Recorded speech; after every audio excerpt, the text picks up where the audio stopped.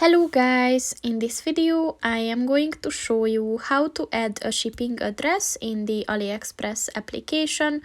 But first I just want to mention, don't forget to subscribe to my channel, because at 10,000 subscribers I am going to show you my whole YouTube revenue statistics and growth strategy, as well as how to make money online. Let's jump into it.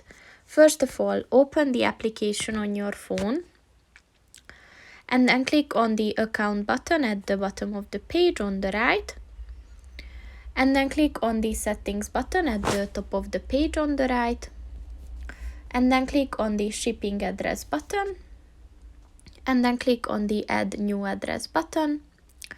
So for that you have to first set your country or region, and then the contact name, your mobile number.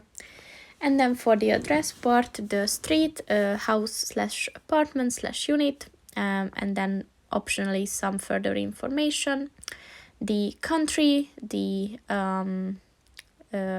town, and lastly the zip code. And as you can see, you can set this as default shipping address, but if you're ready, just click on the save button, and then the address is saved. So that's pretty much it for this video, guys. See you in the next one. Goodbye.